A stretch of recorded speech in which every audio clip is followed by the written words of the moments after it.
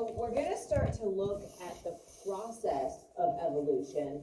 And remember, we're just focusing on things that we have absolute hard evidence and proof on. Again, I'm not here to tell you that, man evolved from apes or anything like that. And you're not even going to know, like, what I believe, like, creationists, versus, like, religious theories.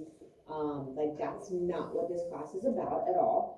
So we're just looking strictly at, how animals, how species, how living things in general have changed over time.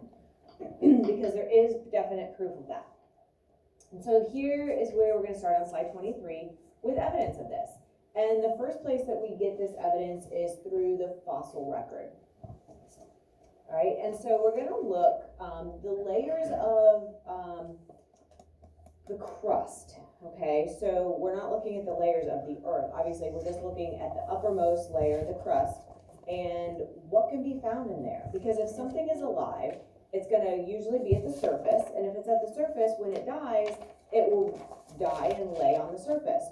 Well, then over time, we know that the surface of the earth changes through weathering, erosion, and deposition. So if some deposition would happen to settle on that dead organism, then it can preserve it, right? And so we can see, what was around at a certain period of time, what living things were there, and that can give us some clues into our past. And so these different layers that we can find can give us some information on what type of living things were around when that layer of soil got put down, right? And this can also tell us the geographic distribution of living things. So what type of living things are found in what specific locations? And so you can see there are some similar type species. You can see some similarities and some differences. But you can see that there are remains of these, like our North American beaver, that are found in multiple places across the world, right? So similar environments have similar types of organisms. So all the places where these organisms are found, they have a similar type of environment. And so you can kind of start making those connections, like, well, that makes sense because they're going to have the same needs and they're going to be able to get those needs met in those similar environments, even though they might be separated very far away. That is not a beaver. That looks funny. Oh, that one? And that one This and that one. Yep. Well, they have similarities. Like if you look at different features, obviously, like we look at the big tail, Yeah. right? But there are similarities. Remember how we looked how they had like the little like webbed, or like the little flaps that close so that the water doesn't go down their ears and throat.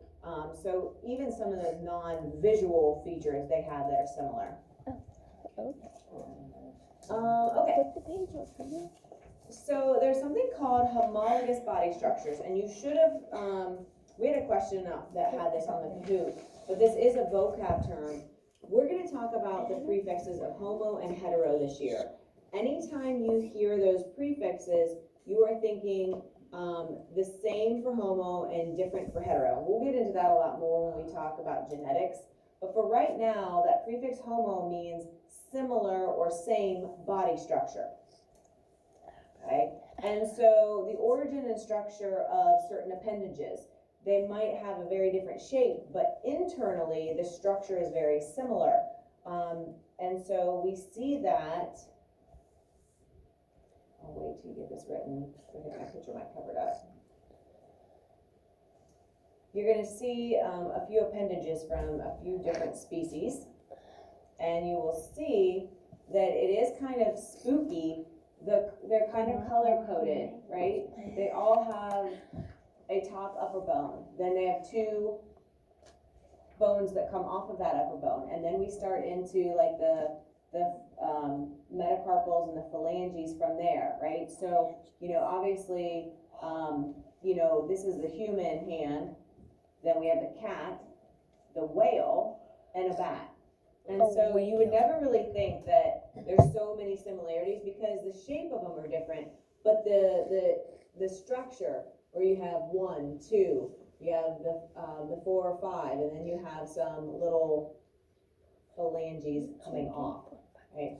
So, just kind of interesting. They only have. And so they are similar body structures, and they do have kind of similar purposes, in a roundabout way, yes. Oh, where, for cat, it says frog instead of cat on the actual notes. Does it? Yeah, it says frog at 3. Okay, interesting, This is that's okay. Oh, here? Yeah. Okay, yeah, that's okay, that's okay. This is cat. Okay, and then here's something else that might freak you out just a little bit.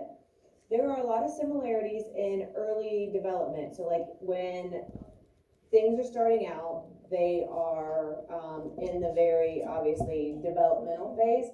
And so we call them embryos when they are just starting to form. If you look at these 4 species,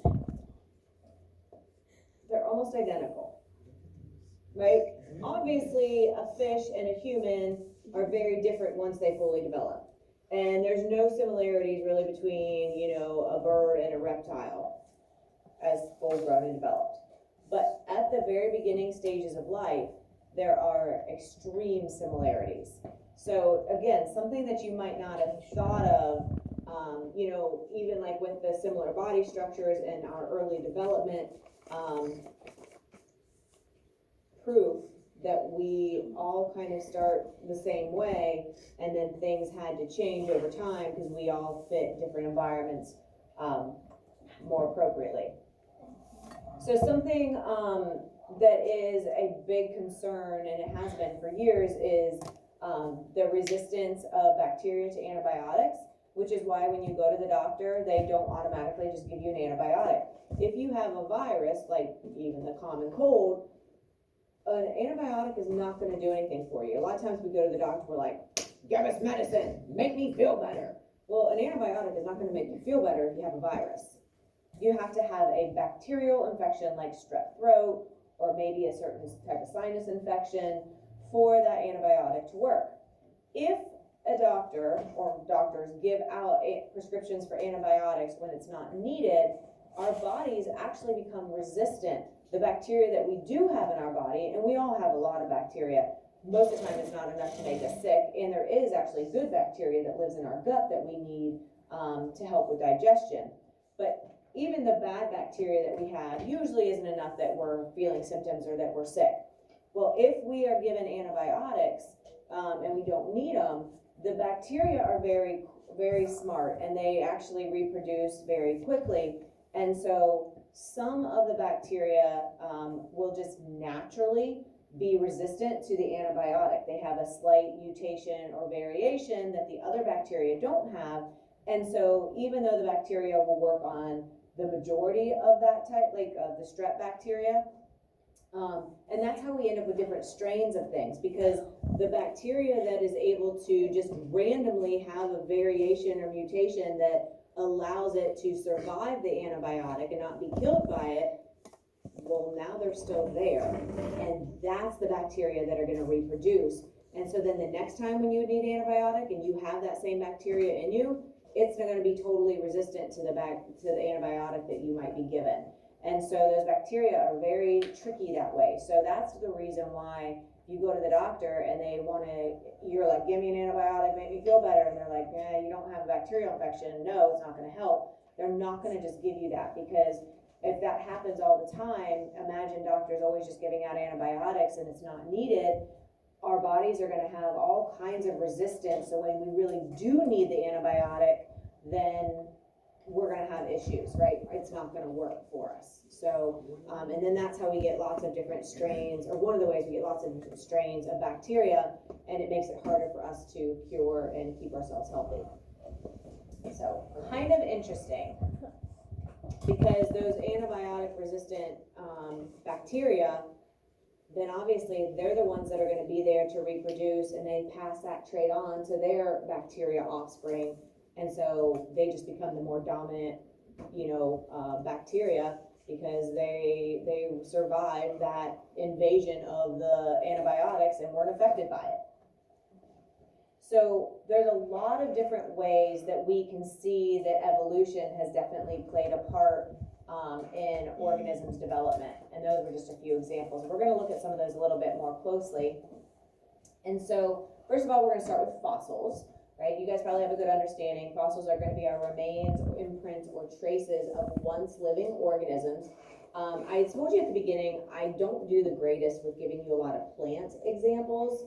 Most of my examples deal with animals, but understand that everything I'm saying can also be referenced to plants as well. Right, so we have this thing called the fossil record, and it's going to document the variation of a species that might have resulted from changes in an environment.